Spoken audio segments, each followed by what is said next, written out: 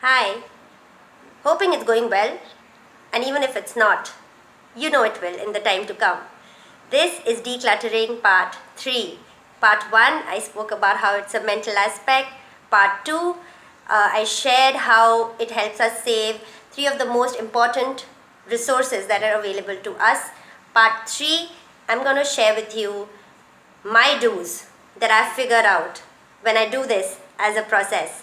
For me, decluttering today is a process and an action of sorting out my things either for using them or giving them away. My top do. Before doing this, I'm going to share something with you. When I started decluttering, I did it on a whim. My only objective was to have everything hanging in my closet so that I could use it in an optimum way. And that was it. However, when I started to do this and started to integrate it into my lifestyle, I realized how beneficial and how empowering it really is. And as I do this every single time, there are more things that I figure out.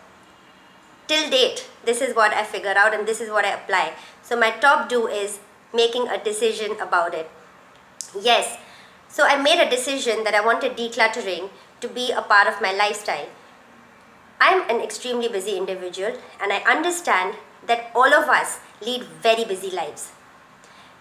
I'm promising you this is a process. There are a lot of systems. If one starts to do this, it becomes simpler and simpler. So it's just a matter of making a decision. It's not spring cleaning. It is a lifestyle. So that's number 1. I made a decision about making this a part of my life because of the many benefits that I saw. Number 2, when I decluttered in a heavy duty manner, I definitely stopped the flow of stuff coming in. I do not mean the essential things though. The essential things are things that you're always going to need. What I mean is the impulse buying. I'll tell you what happens. It's in the word, guys. Decluttering. The more clutter you have, the more confused you tend to be. I still do this to myself. Every 6 months, I will put myself through a month or 2 months where I do not go out and buy things impulsively. That's my decluttering heavy duty process. Number 3, and this has really helped me, putting a disposal plan in place. So when I declutter as a process, even today, I know whatever stuff I've decluttered, whatever needs to go somewhere has an end point. What I mean is either I'm looking at an NGO or a person that it could go to. What it saves is the worry after the decluttering process. You know, that gosh point where I'm like, now I've decluttered, what do I do with this?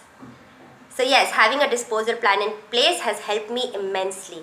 The 4th is huge. It's magnanimous, if I may use the word. When I started to look at the gain point. What I'm meaning is when I started to look at things that I could gain by letting go is when this became an exercise which was life altering for me.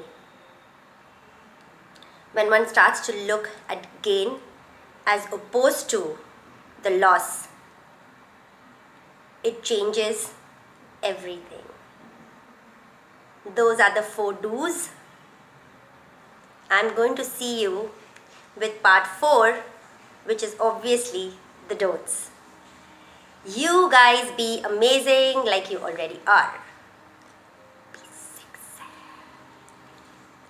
Sunshine dreaming. Always. Ciao, ciao.